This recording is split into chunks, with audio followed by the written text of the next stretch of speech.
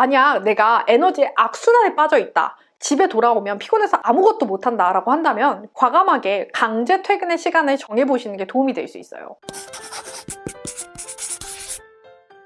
왜 돈만 복리로 불려야 된다고 생각하시나요? 에너지를 복리로 불리는 방법 오늘 한번 다뤄볼게요. 우리 지난 시간에 잘 자고 잘 먹고 잘 쉬고가 얼마나 중요한지 이야기했었어요. 만약 그 편을 보지 않으신 분들이라면 그 편부터 확인해 보세요. 왜냐하면 에너지를 복리로 불리기 위해서는 일단 시드 에너지가 있어야 되거든요. 우리가 잘 휴식하면서 모은 이 에너지가 바로 우리의 에너지를 불려줄 씨앗 에너지가 되어준답니다. 자, 그러면 이제 어느 정도 에너지가 있는 상태에서 이 에너지를 복리로 불리는 방법을 소개해 드릴게요. 활력을 불어넣기 위해서는 기본적으로 재밌게 쉬고 즐겁게 일해야 돼요. 그래서 쉴 때 즐겁게 쉬는 방법과 일할 때 즐겁게 일하는 방법 이렇게 두 가지로 나눠서 한번 다뤄보도록 할게요. 쉴 때는 쉬는 타이밍이 중요해요. 쉬는 타이밍이 중요하다는 건 여러분들이 다 지쳐서 방전되어서 쉬는 게 아니라 조금 더 할 수 있을 때, 에너지가 남아있을 때 그 타이밍에 쉬는 게 가장 중요합니다. 우리가 에너지를 복리로 불린다고 했잖아요. 그 말은 뭐예요? 내 시드 에너지가 클수록 점점 복리가 커지겠죠. 내가 100만 원을 저금해서 복리로 불어나는 거랑 1000만 원을 저금해서 복리로 불어나는 게 다르듯이 에너지도 깜빡깜빡거릴 때, 정말 에너지 수준이 낮을 때 쉬기 시작하는 것과 에너지가 어느 정도 남아있는 상태에서 쉬기 시작하는 건 느낌이 달라요. 예를 들어서 내가 퇴근해서 완전히 지친 상태에서 휴식을 한다면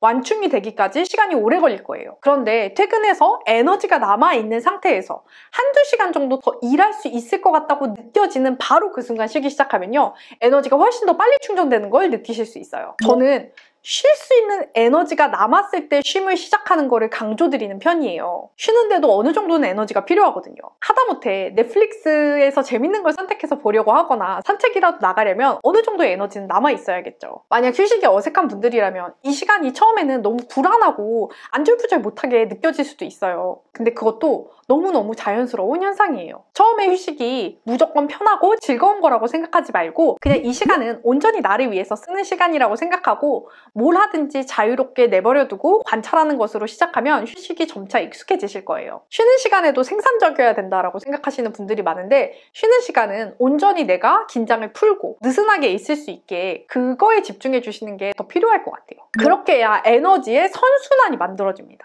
에너지의 선순환을 이해하기 위해서 에너지의 악순환부터 말해볼게요. 에너지를 하나도 남기지 않고 일에 탈탈 털어서 쓰는 거예요.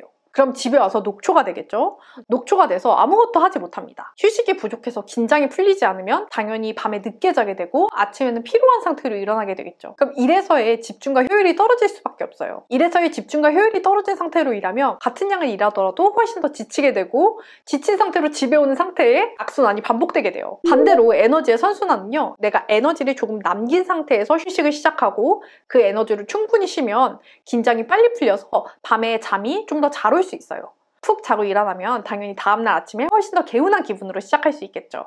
집중과 효율이 높아진 상태에서 일을 하기 때문에 집에 돌아와서도 에너지를 남길 수가 있어요. 만약 내가 에너지의 악순환에 빠져 있다. 집에 돌아오면 피곤해서 아무것도 못한다 라고 한다면 과감하게 강제 퇴근의 시간을 정해보시는 게 도움이 될 수 있어요. 여기서 강제 퇴근이란 내가 정말로 일에 대해서 생각하지 않는 시간의 마지노선을 만들어 놓는 거예요. 저는 9시 이후에는 절대 일 생각을 하지 않아요. 어떤 일 생각도 하지 않으려고 노력합니다. 그냥 일 생각이 들면 아 이거는 내일 아침에 생각해야지 라고 생각을 하고 그냥 다른 재밌는 일로 다시 넘어가요. 여러분들도 뇌가 퇴근하는 시간을 꼭 만들어 놓고 그 시간을 넘겨서 일 생각이나 생산적인 생각을 하지 않도록 한번 관찰해보세요. 에너지를 잘 남기셨다면 이제 이 시간을 쉴 수도 있고 놀 수도 있어요.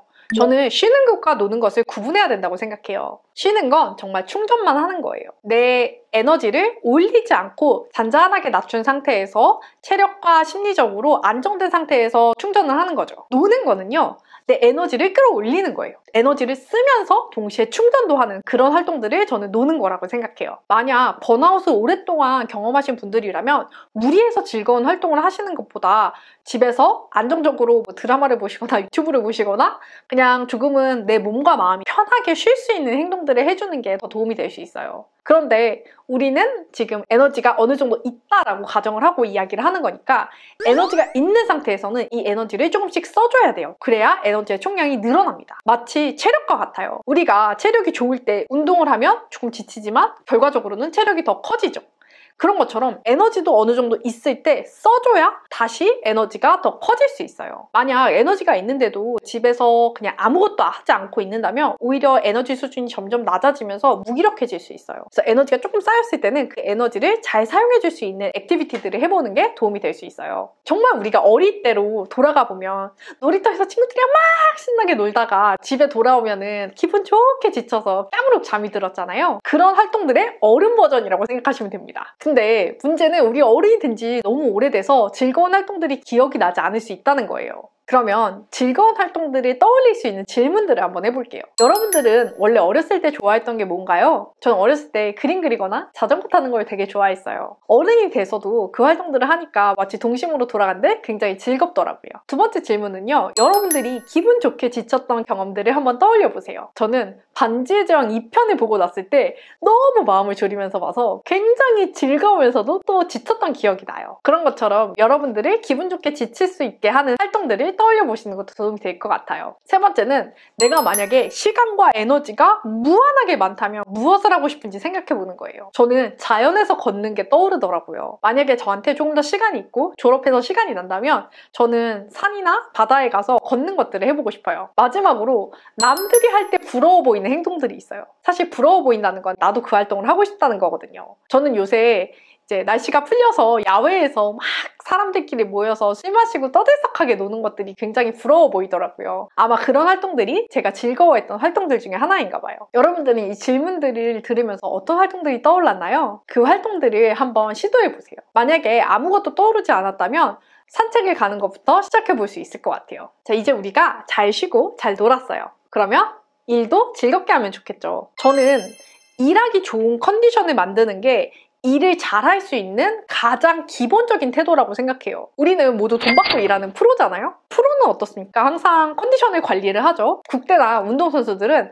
경기가 있을 때 자기의 기량을 한껏 끌어올리기 위해서 늘 컨디션 관리를 해줘요. 근데 저는 직장인이나 프리랜서 여러분들도 늘 돈 받고 일하는 프로이기 때문에 자신의 컨디션 관리를 잘 해줘야 된다고 생각하거든요. 그 컨디션 관리의 가장 기본이 잘 쉬고 잘 노는 거겠죠. 컨디션 관리를 위해서 제가 처음에 얘기했던 게 나의 심리적, 물리적 예산을 관리하는 거였어요. 저변편 꼭 참고하시고요. 두 번째로 방금 말씀드렸던 잘 쉬고 잘 놀아서 에너지를 복리로 풀리는 것입니다. 이제 에너지를 복리로 잘 풀렸다면 이 에너지를 일에 잘 써줘야겠죠. 내가 효율적으로 일할 수 있는 시간을 파악하고 몰입해서 일할 수 있는 환경을 만들어주는 거예요. 지난 편에서 말씀드렸듯이 우리가 얼마나 일하는지 알기 위해서는 나의 심리적, 물리적 예산을 파악하는 게 중요해요. 내가 지난 6개월간 얼마나 일했는지 한번 생각해 보는 거죠. 저는 지난 2, 3년간을 돌아봤을 때 하루에 4시간 집중해서 일하는 게 저의 최대치였던 것 같아요. 그래서 저는 이 4시간 안에서 최대한을 활용하려고 합니다. 물론 4시간 너무 짧은 거 아니야? 라고 생각하실 수도 있지만 사실 나의 예산은 쉽게 바뀌지가 않아요. 일하는 시간을 늘리려고 해봤자 오히려 집중을 잘 못하고 왜 나는 지금 이거 못하고 있지? 더 많이 해야 되는데 라고 자책하는 시간만 길어지게 되고 그 자책으로 인해서 부정적인 감정이 쌓이고 일에 대해서 나쁜 기억이 생기고 결국 일을 다시 하기 싫어지는 이런 악순환이 반복되거든요. 그래서 저는 만약에 내 예산이 4시간이다 라고 한다면 그걸 무리하게 늘리기보다는 오히려 이 4시간을 잘 활용할 수 있는 법을 찾는 게 더 좋다라는 결론에 이르게 되었어요. 특히 일하는 시간에 대해서 말씀드리고 싶은 게 있는데 사실 직장인분들이라면 공감하시겠지만 8시간을 다 풀로 집중해서 일하는 직장인들은 얼마 없을 거라고 생각해요. 8시간 중에 조금 생각 없이 해야 되는 잡무를 할 때도 있고 회의를 들어갈 때도 있고 그래서 그런 시간을 다 빼다 보면 사실 순수하게 집중할 수 있는 시간은 그렇게 길지 않다라고 생각을 하거든요. 그래서 일하는 시간에 집중하지 말고 특히 대학원생분들이나 프리랜서 분들은 일하는 시간이 아니라 내가 그 시간 동안 얼마만큼의 결과물을 냈는지를 확인하면서 일하시면 더 도움이 될 것 같아요. 자, 이제 나의 일하는 시간, 하루에 집중할 수 있는 예산을 파악했으면 그 시간을 언제 배치하는 게 가장 효율적인지를 알아야겠죠. 저는 잘 관찰해 보니까 2시에서 3시 사이에 일을 시작해서 5시에서 6시 사이에 일을 끝내는 게 제일 집중이 잘 되는 시간이더라고요. 저는 중요한 일들을 다 여기다 몰아넣으려고 해요. 예를 들어 연구 설계를 하는 일은 저는 무조건 2시부터 시작해서 6시에 끝내려고 합니다. 그럼 앞뒤로는 뭘 하냐? 제가 즐겁기 때문에 집중할 수 있는 일들을 넣으려고 하고 있어요. 코칭을 오전 시간에 넣거나 아니면 저녁 시간에는 창작을 한다거나 집중을 완전히 하지 않더라도 제가 몰입해서 할 수 있는 일들을 앞뒤로 배치하고 있죠. 직장인분들도 이렇게 일의 스케줄을 한번 바꿔보실 수 있을 것 같아요. 내가 가장 집중이 잘 되는 프라임 타임에 내가 정말 중요하게 생각하는 일들에 얼개를 짜는 일을 한다거나, 그리고 그 나머지 시간에는 그 얼개를 짜놓은 것에 살을 붙이는 일을 한다거나, 그렇게 일을 한번 짜보는 거죠. 내가 집중할 수 있는 시간을 파악했다면 내가 그 시간에 최대한 집중할 수 있도록 환경을 세팅해주는 것도 정말 중요한 것 같아요. 집중해서 일하는 것의 가장 좋은 점은 몰입할 수 있다는 거예요. 몰입을 할 때 사람은 시간이 흘러가는 것을 잊고 가장 좋은 퍼포먼스를 내죠. 몰입해서 일하기 위해서는 정말 환경을 잘 만들어줘야 됩니다. 김연아 선수가 혼자 잘해서, 물론 대단한 선수지만 옆에 감독도 있고 코치도 있고 멘탈 코치도 있었을 거고 컨디션 관리해주는 코치도 있었을 거예요. 한 명이 정말 좋은 퍼포먼스를 내기 위해서는 이렇게 많은 조건들이 서포트를 해줘야 돼요. 근데 나 혼자잖아요? 그러면 내가 나의 헤드코치이자 감독이자 서포트진이 돼야겠죠. 그래서 나도 내가 몰입할 수 있는, 좋은 몰입할 수 있는 환경을 나한테 만들어주는 거예요. 예를 들어 나의 몰입을 방해하는 것들을 제거하는 걸로 시작할 수도 있어요. 저는 피곤하면 정말 몰입이 안 되고 너무 짜증이 나더라고요. 그래서 저는 그때 과감하게 좀 쉬어요. 한 30분 정도 낮잠을 자거나 다른 일을 하면서 좀 쉬고, 혹은 너무 집중이 안 되는 날에는 아예 일 스케줄을 바꿔버려요. 그래서 집중이 덜하더라도 할 수 있는 일들을 먼저 쳐내고, 그 다음에 컨디션이 좋은 날 다시 집중해서 해야 될 일들을 시도하는 편입니다. 특히 직장인분들 같은 경우에는 내가 아무리 몰입하려고 해도 주변에 누가 전화하고 말 걸고 메신저로 톡하고 이런 것들 때문에 집중이나 몰입이 깨지는 경험을 하시는 분들도 많을 거예요. 그래서 이때는 적절히 거절하는 스킬이 반드시 필요해요. 정말로 바쁘고 정말로 지금 당장 답변해야 되는 일이 아니라면 거절을 하는 거죠. 아, 정말 제가 지금 바쁜데 혹시 뭐 5분 뒤에 답변 드려도 될까요? 아니면 오늘 퇴근하기 전까지 답변 드려도 될까요? 라고 이야기를 하면서 거절하는 연습을 꾸준히 해야 됩니다. 거절을 하다 보면 사람들도 눈치를 봐요. 아, 이 사람이 언제나 내가 물어볼 때 24시간 어베일러블한 게 아니구나 라는 것들을 알게 되면서 물어보게 되겠죠. 아, 혹시 지금 바빠? 지금 답변할 수 있어? 라고 물어보게 될 거예요. 물론 안 그런 상사도 있다는 걸 알지만 그래도 저는 일단 내가 집중하는 시간에 나부터 존중해야 타인도 그 시간을 존중해준다라는 거를 말씀드리고 싶어요. 마지막으로 일의 우선순위를 정하지 못해서 갈등하는 경우, 그래서 몰입이 떨어지는 경우도 있어요. 저도 창작을 할 때 이럴 때 공부해야 되는데, 아니면 공부를 하면서도 내가 창작을 해야 되는데 라고 갈등하면서 우선순위를 결정하지 못해서 몰입이 깨지는 경우가 있거든요. 이럴 때는 포기할 것들을 정하셔야 됩니다. 저는 오늘 유튜브를 찍는 날이에요. 그 말인즉슨 제 연구 설계는 다음날에 배정되어 있다는 거죠. 포기할 것들을 미리 정해놔야 내가 정신을 딴 데 팔지 않을 수 있어요. 사실 이 갈등에서 오는 에너지 소모가 엄청나거든요. 그래서 이 갈등이 생기는 것들을 다 하나하나 신경 쓰다 보면은 결국에 집중하지 못하고 이도저도 못한 채 일이 끝나버리는 경우가 많아요. 자, 몰입이 안 될 때를 한번 얘기해봤는데요. 반대로 내가 몰입할 수 있을 때 어떤 조건들이 형성되었길래 몰입할 수 있었는지를 아는 것도 필요해요.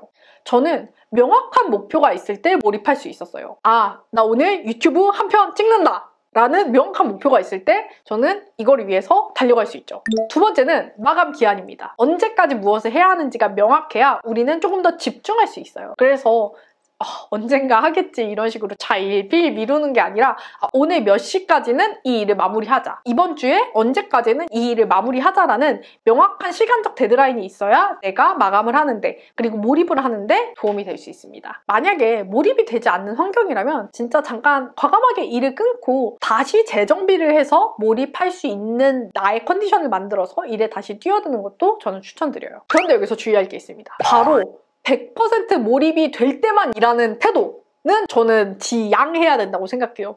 왜냐하면 이 100% 몰입이 되는 순간은 정말 짧거든요. 근데 그 순간을 기다리느라, 뭔가 삘이 올 때까지 기다리느라 일을 미룬다? 그러면 되는 일이 거의 없을 거예요. 그래서 이 100%에 몰입하는 순간에는 정말 나의 고도의 집중력을 써야 하는 일들만 하는 거예요. 예를 들어 저는 가장 몰입이 잘 되고 집중해야 되는 순간에 이 창작에 큰 얼개를 짜놓습니다. 오늘 이런 말들을 해야지 라고 짜놔요. 그 다음에는 집중도가 조금 떨어지죠. 그때 살을 붙여 나가기 시작하는 거예요. 이런 예시를 들어야지, 이런 살들을 구체적으로 더 얘기해야지 라고 집중력이 떨어졌지만 제가 큰 틀과 큰 방향성을 그려놨기 때문에 그걸 따라갈 수 있죠. 오늘은 내가 가지고 있는 에너지를 잘 활용해서 복리로 불리고 그 복리로 푼 에너지를 일에 쓰는 방법을 한번 이야기해봤어요. 잘 쉬고 즐겁게 일하는 거. 저는 이 두 가지가 정말 인생의 만족에 큰 영향을 준다고 생각하거든요. 근데 즐겁게 일하기 위해서는 즐겁게 일할 수 있는 에너지가 있어야 돼요. 근데 이 에너지를 만들기 위해서는 잘 쉬어야 되고요.